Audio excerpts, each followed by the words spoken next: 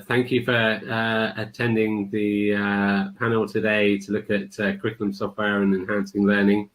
I'm Dylan Jones, and I'm the chair of the BESA Export Special Interest Group. I also have my own education consultancy business, Eduvation, and I'm currently working with the British Council as the Commercial Development Director, looking at bringing English language learning to people and institutions around the world. I've got a very interesting panel with me here today, and I'll hand over to each of them to let them give a brief introduction to who they are and their background. So Dr. Sami Ibrahim, could you give a brief overview? Okay, sure. My name is Sami. I've been working as a science teacher, so my background is science. I've been working since like 2011 as a teacher. And then gradually, with some experience, I found myself an education consultant and then an academic director in an international school here in Malaysia. I've been working in different countries, Egypt, Saudi Arabia, and Malaysia. Now I'm working for Discovery Education in Malaysia with TP Leaders Academy. Actually, TP Leaders Academy is the local representative, an exclusive representative for Discovery Education products in Malaysia. My interest actually, and can say my favorite interest is in professional development and teacher training. I'm so happy to be with you here in the panel. That's pretty much what I have. Are you okay? Yeah. Great, good. Thank you for that, Dr. Sami. Very, very interesting to meet you. I look forward to learning more about what you've been doing with Discovery. Will Hall, would you be able to give a brief overview? Thank you. Yeah, thank you, Dylan. Lovely to meet you all. My name's Will Hall. I'm a curriculum lead at Century Tech. Before I joined the company a couple of years ago, I taught maths for many years in state schools in North and South London. I left to join Century originally to help create content. I've created lots of maths content on the platform. Century, the company now that I work for, was set up by Priya Lakhani about 7 years ago. She's a social impact entrepreneur, and she's really looking at how to use advanced technology, which is what I was really interested in when I left the classroom, to try and address that kind of one-size-fits-all model. And now, having worked for Century for a couple of years, it's a pleasure to work there. It's become an award-winning teaching and learning platform using kind of artificial intelligence and neuroscience and the experience of people like myself, of educators, to support schools and students all around the world. And I'm excited today to talk about curriculum and everything that we're here today for. So thank you. Great, thanks, Will. Alistair Cameron, could you give an overview of yourself and your background, please? Hi, Dylan. Thank you very much. And thank you to BESA and the Bet Show for letting me be part of this interesting panel session today. My name's Alistair. I work for Just2Easy. Just2Easy is an online learning platform and creativity tool suite, providing engaging activities for children across the curriculum from K through 12, focusing predominantly on developing higher order thinking and developing skills amongst children. I've been involved in educational technology for quite a long time, it seems, over 15 years, I think. And my key focus is on professional development and ensuring that teachers are able to be effective in delivering learning through technology. And so I work with governments around the world, supporting them developing their model of teacher training. I've also done some independent consultancy in Southeast Asia, specifically working with publishers who are on a path of developing educational technology as well. So it's a pleasure to be here, and I'm really looking forward to having a discussion with all you guys this morning. Great, thank you. So it's a it's a very interesting time in the world of curriculum software. We're all aware that COVID hasn't had an impact on every part of our lives, and some is positive, and some has obviously been very negative. But focusing in on the software, I think many of us are privileged to work in a part of the industry that's been able to support and keep the world going through the COVID period. And certainly with education, the move to online education back in the spring, and the ability of many education companies to react extremely quickly to delivering and supporting schools in home teaching and remote teaching all around the world has been quite amazing. So I guess that's a good place to start. So I'm interested to understand, maybe Will, if you could talk a little bit about how Century reacted to COVID and how that impacted what you were doing when this first started. Yeah, thank you, Dylan. I think, the last 7 months, I think, were almost solely unpredictable in what happened. That huge shift. So in kind of looking back to kind of late March, when schools were essentially shut in the UK, but for certain cohorts, we had to adapt and change almost overnight. I think there was about a 2-week window when we realized if we didn't change, I think things could have got quite serious. And so we wanted to support students and schools all around the world with our software, because what had happened leading up to that is, I think ed tech was very much used as kind of a tick box exercise, or it was there, the kind of icing on the cake in education. It added to certain bits. It was used for homework. People hadn't really relied upon it. It was never intended to remove and replace something. And so suddenly we were at the heart of what students and parents needed. And so we ran lots and lots of sessions online. We opened up our platform to parents and guardians. We opened up Century to individual students as well, so changing our model of delivery. And there was lots and lots of engagement we had to do with our stakeholders, because it's not just about providing a platform that can adapt and help students and to support their learning, but it's also supporting parents, supporting guardians. It's getting schools onboarded. I think I mentioned before we went live, that kind of with that kind of need and lust for ed tech in that time, it was obviously very exciting, but we had to expand and grow so quickly to support everyone. So there's a huge amount of work looking at even our training models. How do we suddenly onboard hundreds and hundreds of schools all around the world? How do we train them up? How do we make sure they can get the most out of the platform? How can we streamline our delivery? Not just kind of giving students access to Century and backing away. It was trying to grow the model we already had. And thankfully it worked. Proud to support it. Thousands. Great. Yeah.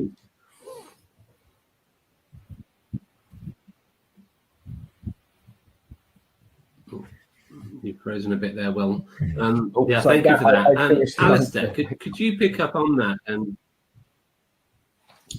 Okay. Alistair, could you pick up on developing that and just tell me how Just Too Easy picked up on that period and rose to the challenge, and some of the broader industry themes that supported you in doing that? Thanks, Dylan. I think from what Will said, that's we're in a very fortunate position at Just Too Easy to be able to be that agile, to be able to look at what's happening in the crazy world we're living in and how it's morphing on a daily basis. I'd also like to add to that perhaps counterintuitively, a lot of schools were in a position where they couldn't provide an equitable digital approach, and a lot of praise does need to go to schools that had teachers cycling around people's houses, dropping off pieces of paper there, so that students could continue their learning. So really dedicated teachers out there. But in terms of what we did, we obviously looked at what the information that BESA were providing, and also looking at what schools were telling us that they needed. You know, our customer set is over 6,500 schools now around the world, and a lot of people got in touch with us in an absolute hurry to say, help.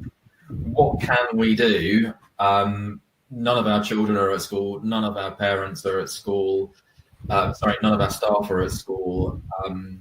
You know, we may have used your products already, but in different ways for different purposes. What can we do? So we did two things to respond to the needs of teachers out there and parents as well. One was massively shore up our product. Just so easy as an online platform. You know, software as a service always has a particular trajectory in terms of its growth, and you plan in the normal world to develop your infrastructure in that sense.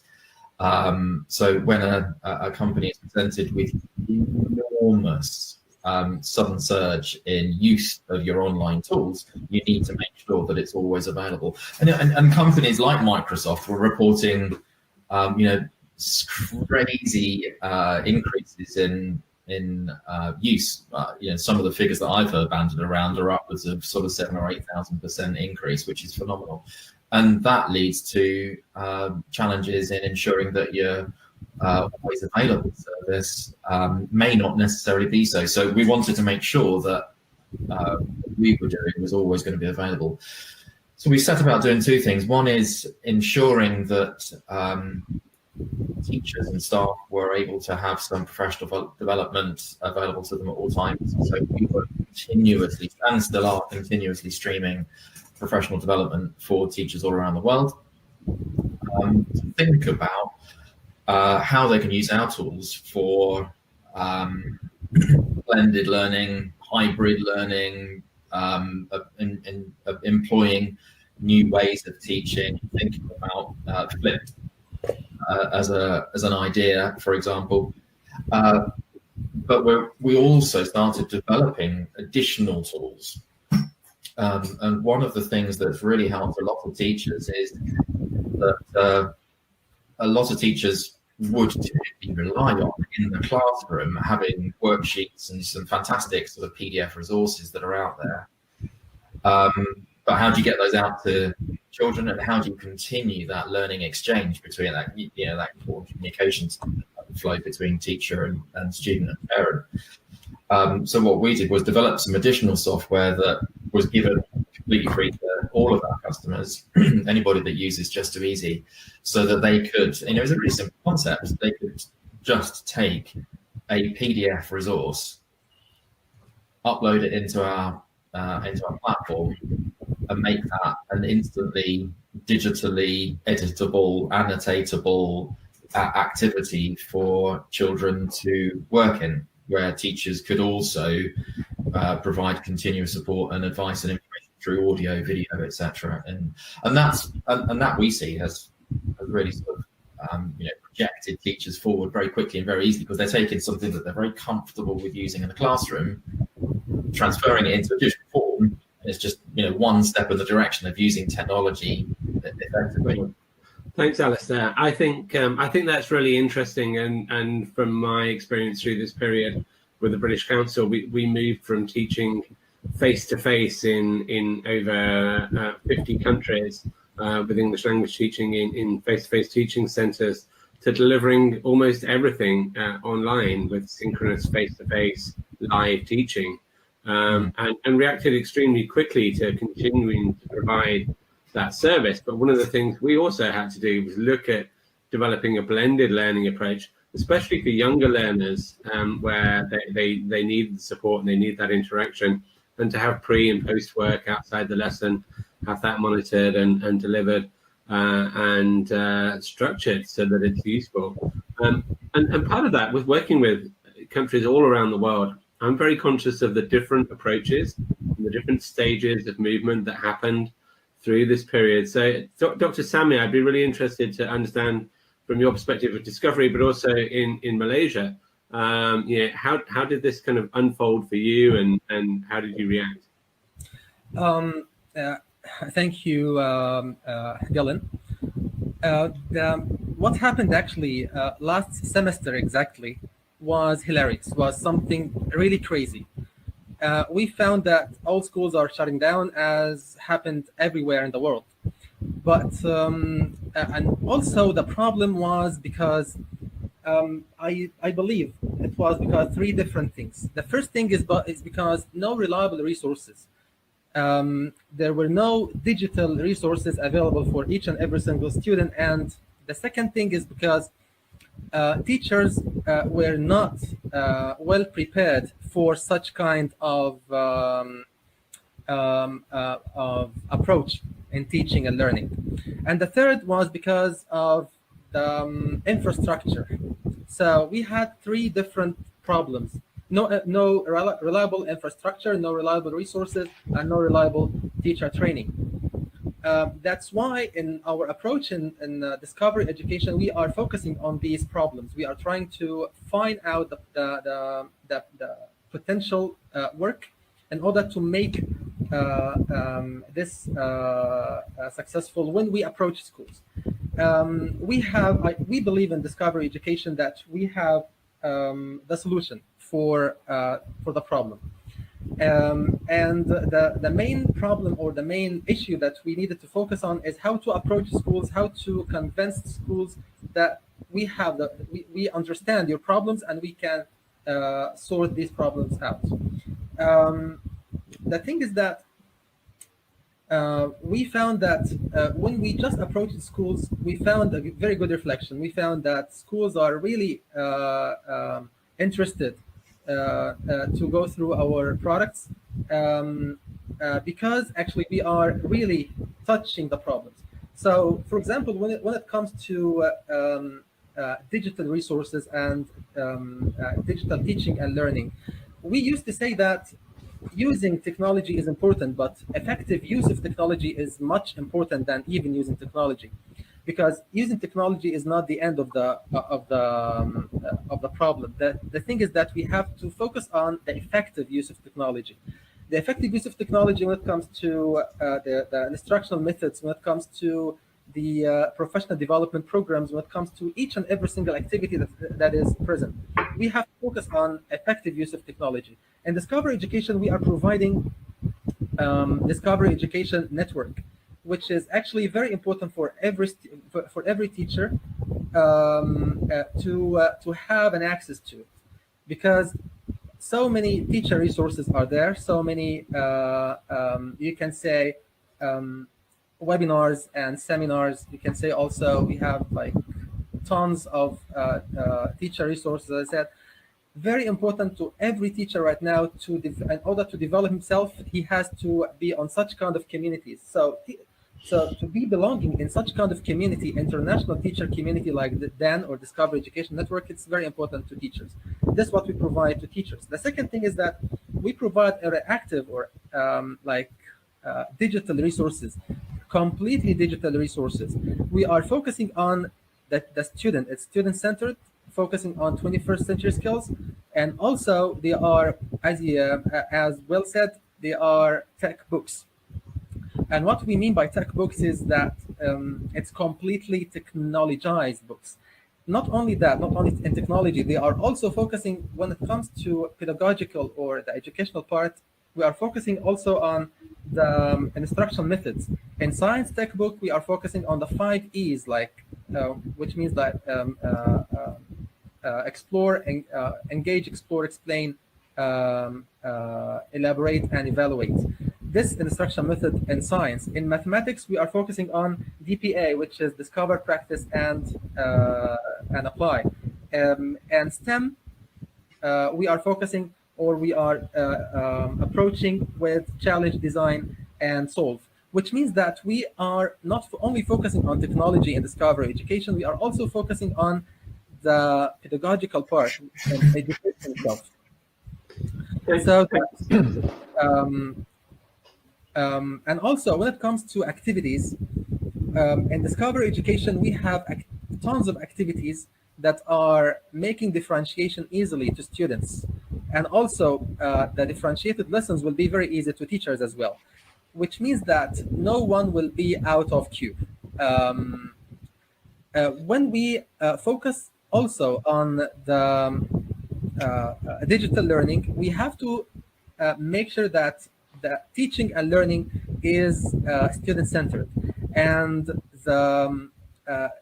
the use of technology must be helping teaching and learning, and shouldn't be like a hinder or an obstacle towards teaching and learning. That's why the interface and you can say the user experience all over the system is very easy and very adaptable. So because of these things, actually, I believe Discover Education is booming in Malaysia market, and I hope that would help the you can say the educational community in Malaysia to be more enhanced. Thank you, Dr. Sami.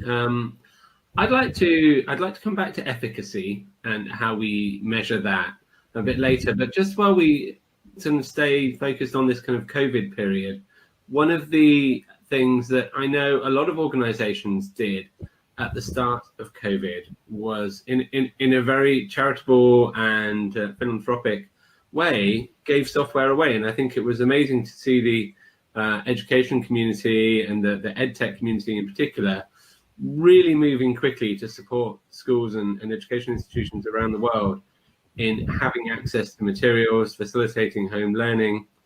But that was, as we were talking earlier, quite considerable cost, because Amazon and Microsoft didn't give away cloud computing for free at the same time. So everybody was paying more, doing more, and giving it away. And that then raised the question of, where do you move between that giving away free software and converting that to paid? And has that been an issue for any of the organizations that you work with, or just the industry around you that you're aware of? Alistair, do you want to pick that up? Yeah, it was a little bit of a cold, hard shock to us when we first started doing this, that the infrastructure requirements to ensure we would be stable, we would be available, always on, etc. And as you say, the cost implications are enormous. But it wasn't really something that we were going to focus on wholeheartedly. I think the most important thing for us to do was to make sure that schools did have the ability to at least try to embrace technology in a way that was enabling them to continue some form of normality in the teaching and learning process.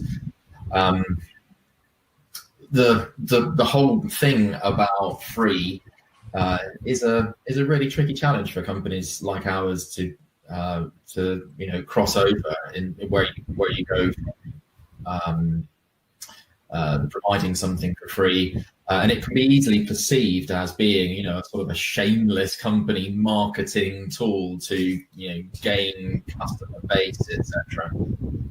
And a lot of the time our offering for the free service, where there is an essential reason for it, has continued for over and above the time frame that we saw. But what we do tend to see by a lot of teachers is that the service that we provide can be greatly enhanced by having some sort of personal support, personal response, where a teacher can get in touch with us and say, 5 minutes before they're trying to work out how to go back into the school environment and do a mix of what about my children that are at home sheltering and or perhaps going to have to go into isolation and quarantine for a while. Or what about this group of students that are going to switch over because there's not enough room in my class to cope with these students?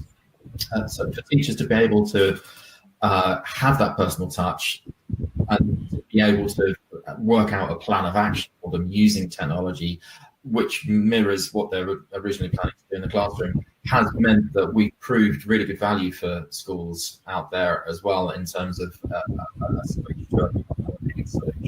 And ours is an utterly inexpensive product anyway, so it's, you know, it falls within the remit of a class budget for sort of an impulse buy, would you say? So you know, it hasn't been a huge issue for us to, you know, switch from free to freemium to a paid product, because we do provide that sort of the value that goes with it in terms of advice and consultancy. Thanks, Alistair. And Will, from a Sentry Tech perspective, Sentry is very much a learning platform and a content service, correct? So you can really support a school in many different ways. And how did you kind of move from that, you know, instant reaction, you know, we're really trying to help people, to you know, something that was sustainable? Yeah, I think Alistair explained it really well with the kind of shock, the cold shock in the beginning. I think when March hit, there was really no question. It was, okay, we need to support schools around the world, and we need to give them access to Sentry. And that was a decision we made very quickly. What we put an awful lot of our effort into Sentry, though, is being there, creating content. We have a very large team that work at Sentry. So obviously that's not sustainable to have a product like Sentry to be free forever. But it was about being really clear with the schools that we were working with, and also to parents when we changed our model and gave them access themselves as well, to be really clear that eventually this will change and we'll go back to the subscription service model that we're already operating under. But to be very clear with schools that for as long as required, Sentry would be free, completely free for them, that they would have the same experience, the same access to all of our resources that our subscribing schools would get as well. And we also put a lot of time and effort during the school closure period to create new courses, to develop new ways of engaging our learners as well. So looking at kind of younger years, looking at primary school, Key Stage 2, looking at the areas, the certain cohorts within education that were more vulnerable. So, you know, you're looking at year 11s, year 7s, you know, the transition year groups. How can we best support them when they come back into the classroom? So it was really an interesting, exciting time as well, to see a company grow so much during a very difficult time, but also understanding that we can't continue that trajectory. We can't continue to be free. You know, we want to serve the best we can. We want to give technology and access and ease of access to everyone, but we also want to provide high quality service. And so it was finding a balance really between those two. And now we've got out of that, and you know, it's also about having faith in your thanks, about understanding that, look, our product is good, it's fantastic. So when we do change that model, and we've been clear with our schools that we're confident that we'll convert and continue.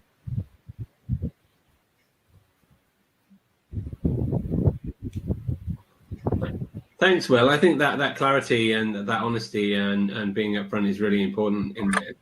I'd like to go back to something we were talking about earlier and develop it, which is efficacy of the software. I believe both Dr. Sammy and Will have got a teaching background in science and maths, and a number of the products that you work with have got certain levels of artificial intelligence within them. So I'd be really interested in your opinion on both you know, where curriculum software is going and the space that AI has within that, both to teach, but also to measure efficacy of the product. Dr. Sammy, do you want to pick up on that? Oh, yeah, sure. I just need to echo what Will and Alistair said regarding this kind of like the cost of the service. Actually, we can say that Discover Education is one of the institution-supported resources. And as my colleague said now, it's so hard for such kind of business model to last forever as for free resource. We cannot tolerate on this. However, we can just make the balance between providing the reliable resources and with high quality and with high level of values and with the price as well. That's why we are dealing with Discover Education, I mean the headquarters in England, on pricing, and on all these parts are very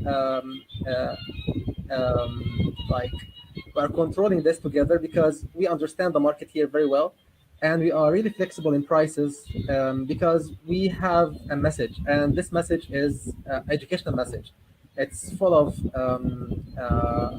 ethics, and the moral thing is much more than the materialistic things. So we are dealing with Discover Education in this regard. Regarding our educational software in science, I would like actually to demonstrate for a few minutes how Discover Education software can enhance teaching and learning with artificial intelligence. Can I? We can give you 2 minutes, Sammy. Yeah, sure. Very few minutes. I'll do my best. So, can you see my screen now? Still see you. Okay. Here we go. Okay. I will have this actually called Discover Education Experience. This is the interface, including the LMS, Learning Management System, and all the parts of teaching and learning are here. So let's go for curriculum pack, which is science textbook. You have science, mathematics, social studies, STEM, coding, etc. These are the resources in science, for example. Let's go directly to one of the books or tech books, grade 1, sorry, grade 4, within GSS, which is Next Generation Science Standards. And let's focus on only one lesson. Let's go for this lesson or this concept. You can see here the 5 E's: engage, explore, explain, elaborate, and evaluate. And this is the model lesson for teachers. When we click here, we go for the teacher or student edition or student view. And every step of the instructional method, we can find so many activities, interactives, and so on and so forth. Engage, explore. As I said before, it's an instructional method, which means that it will make the student directly go through the lesson without the big assistance from the teacher. The teacher is just a facilitator in the process. Here are some interactives the student can go through by himself. Then explain. It's the core of the lesson. Then elaborate with STEM until we go for so many things here also can be elaborated with rubrics as well. And then we go for evaluation, which is the top of the assessment part. So by this way, I can say that we can have a lot of resources, reliable resources, key rated according to the type of students.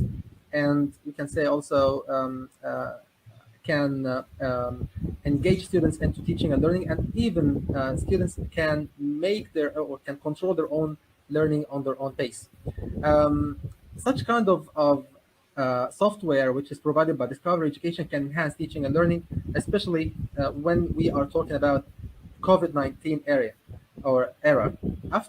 Even after COVID-19, I believe the world is not going to get back as it was before COVID-19. So using such kind of technologies will last. I believe it will last. Okay, thank you. I'm sorry for being. That's okay. You've pretty much done that in 2 minutes. I think you've done well. Okay, so I know, moving on from looking at what you were showing there, and just thinking about what I've seen previously around CentriTech, actually, is this idea of AI, and so you can have, lessons that are set up by curriculum developers, But I think for me, a really interesting development in this sector is how that can then be personalized, and how individual learning journeys can be developed and can change and iterate to the individual, personalizing learning. Will, do you want to talk a little bit about how we can, as the title of this session is, enhance learning with curriculum software through that personalization using technology, where, you know, to a certain extent the technology is replacing the skills of a teacher? Yeah, thank you, Dylan. First thing I'd say though is kind of thing we constantly say at Sentry is that our software, our platform, is not to replace anyone or anything. It's to augment really what goes on within the classroom. The human side of teaching, it cannot be replicated whatsoever. But what you can do is to then look at what tech can do better than a person. And there are lots of things it's better at. It's better at triggering. It's better at adapting and changing and offering, and kind of this optimization and the pathways that you were talking about. So we look at, there's 3 disciplines we look at in Sentry: data science, or machine learning, neuroscience, and learning science, pedagogy, to the people here today. So my team will create these huge courses. So we take a maths course, we'll make 1,000 micro lessons. We'll chunk that entire course down using our experience as teachers and humans and having taught these subjects for many, many years. But what we don't want to do is just to deliver that course to someone. You know, you don't just give a textbook to a student and leave them to it. So this is where technology then steps in. It's about finding the individual strengths and weaknesses of students. This is now what tech is better at. The man hours that go into marking to get that level of feedback, a system like Sentry can do it in 20 minutes, right? And so what you find then is that you now have a pathway of lessons where the system is helping you, because everyone is different within your class. Everyone has different strengths and weaknesses. But we can take that further as well and look at retention. So if we look at, the forgetfulness curve, you know that testing works, it's proven to work, it aids retention. It's the reason we have curricula that are spiralized and we revisit things. But of course, everyone thinks differently and everyone has different memory, different retention rates. So again, this is looking at something that tech can do better than a person, in that it can adapt and reassess a learner based on them, based on their attention, to re-deliver information, which is incredibly hard when you have 30 students who all think differently, who all understand different parts of your lesson, different parts of the curriculum, might not like your lesson that much as well. You're often going to find as a teacher that you will teach somewhat to the middle to try and cover all bases. Often then giving quite a lot of support as well to learners that struggle. It's about then, the reason why I use the word augment is what good technology can do, good educational technology, is to give breathing space for teachers, is to offer a space for learners where they can have personalized intervention, essentially, to find those misconceptions and those gaps, and to give data to teachers. That's really the key here on the other side. It's enable them to teach. And what stops them teaching is creating reams and reams of data. What we want teachers to be doing is to react to data, to make those interventions, to use human intervention, because, as I said before, that's the most important part of learning.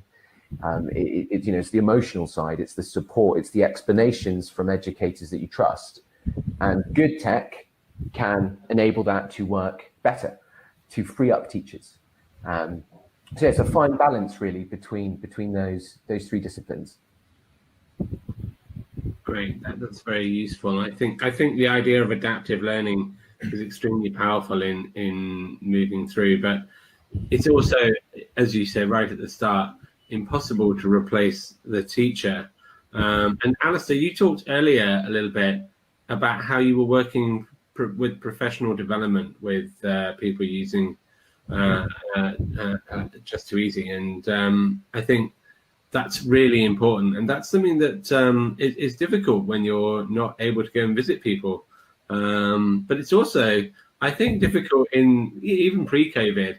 It was becoming very difficult from an environmental perspective and from a cost perspective to go around to every school and train them how to use your software. You can't drive across any country and say, yeah, I'm turning up for an hour session and think, well, the fuel that's involved, the cost involved in sending somebody there, when potentially your software, is a £200, £500, whatever a year, subscription. You've spent that in going to the school, or certainly you've spent the margin in going to just that one school once, or more than. So, Alistair, how have you picked up on professional development? How do you see that moving forward in the future? Yeah. So just to give you a little bit of understanding about what Just 2 Easy is and how it works, to answer that most effectively, we provide a learning management solution plus creativity tools for across the curriculum learning. We're not in the space that my colleagues here are all in terms of delivery of content. We're at the point where we provide a system for children to develop their understanding and demonstrate that their understanding and ability, and to be able to take that to the next stage. If you want to follow the Bloom's model, I guess, we're at the point where we allow and enable children to analyze, synthesize, and recreate their own learning. So we've sort of what we've done is ensure that we follow a model that we try to instill across schools throughout this pandemic. And that has simply been that there's been such a sort of a rush for teachers to sort of embrace digital in any way, shape or form possible. And a lot of teachers have gone out there with the belief that, jumping on a Zoom call and continuing to teach is what they should be doing. And the level of engagement, the level of motivation plummets at that point. Sitting there and listening to even anything above a 20-minute lesson is torture for anybody, and children oftentimes don't want to participate. I know children that for whatever reason don't want to get on a Zoom call, are uncomfortable with doing that, or on a Teams call, etc. So what we've been doing is sort of eating our own dog food, so to speak. In what we try to instill across teachers is to adopt a sort of a mix-up of Blooms, where typically in the classroom you would be delivering the knowledge in the lesson, making sure that was understood in the lesson, and then the homework task might be to go and write about it, and develop your understanding, practice and reinforce that.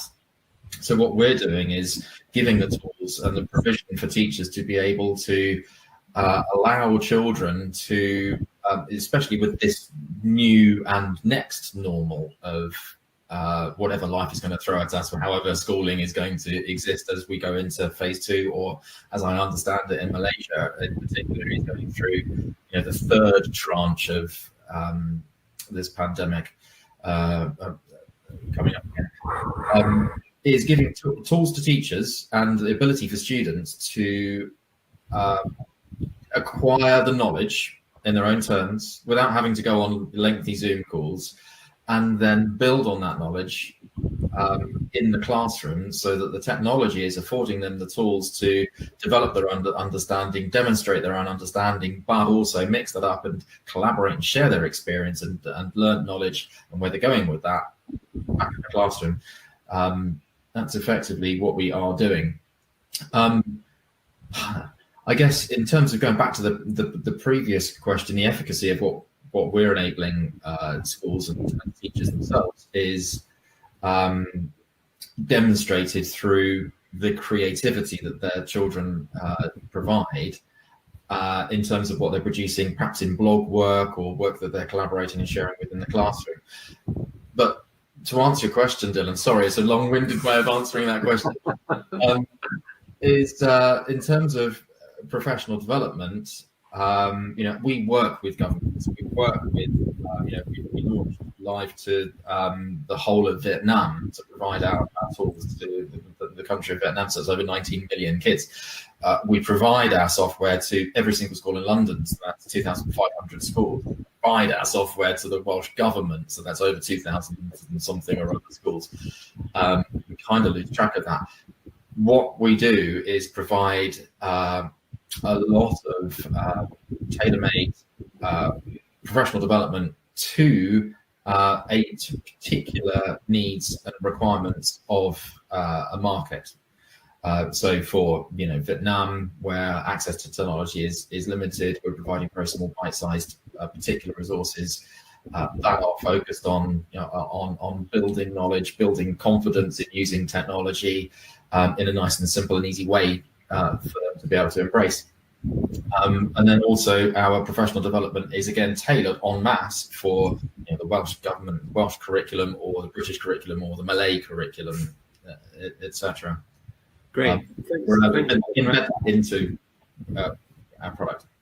That's really good, and it sounds like you do an awful lot to support and ensure teachers and educationalists can use your product.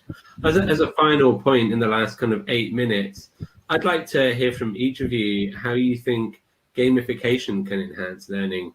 Can we learn from the addictiveness of apps and the use of streaks or different things like that? And is it right to try and make your learning, teaching and learning products addictive in the same way that games are? Sammy, why don't you kick that off? That's a good point. Actually, from the point of view as a teacher, I can say that gamification is good, but it has to be depending on the so many criteria, or we can say rubrics for it. We have to take care, number one, on the lesson type itself. I mean, the topic. Not all lessons has the ability to be gamified. The second thing is the type of student, or we can say the learner style. Also controlling the gamification thing. The third is the kind of technology infrastructure in school, and every school. But this is generally. When it comes to discovery education, actually, we are taking care of this as well. We have gamifying everything, even the website itself. I mean, how easy is it? It's like a game for students. We are gamifying this as well. And we have on the interactive lessons in science, in mathematics, and even in social studies, we have games. But we are taking care of what I said. We are taking care of the topic that the teacher is teaching, and the learner type, and also the infrastructure. So basically, yeah, I believe gamification is important, and I tried this in my classes before. When students are being taught through games, it's much more effective and really important to use in the school. Okay, thanks, Sammy. Will, you're previously a maths teacher, and maths is one of those curriculum areas that really can be gamified and has been done successfully by a number of different products out there that certainly my children used when they were at school. Dr. Sammy's correct, though, on, one of them really loved it and tried to get that certificate. The other one hated it and just thought, I'm not learning anything with this. It's just, I don't know what I'm doing because the teacher's not taught me and the software's not teaching me. It's just testing me. Yeah, I think when we look at gamification, take some positive elements. I'm not a huge fan of the concept of gamification, but one element of playing games is resilience. Right? It's wanting to improve. It's wanting to get better, to try at it. We don't use what you would call gamification really on Sentry in the style of presenting games to students.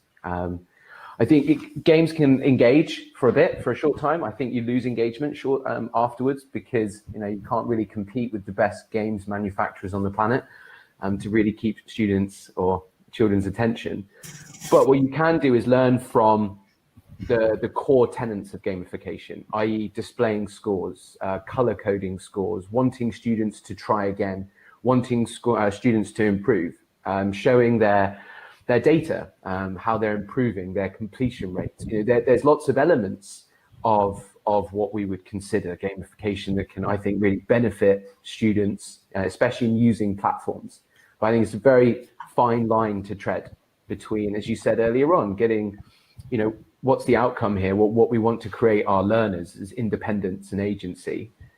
We don't necessarily want to trick students into using something, but it says finding the core part of gamification that we all love. We all want to improve. We all want to see ourselves get better at something. And that's what you see in games, really. So yeah, I think tread the line. Great, thanks. Alistair, one thing that I've noticed that games are different now to 10 years ago that my kids play is that they're very much community games. They get on and they're social games.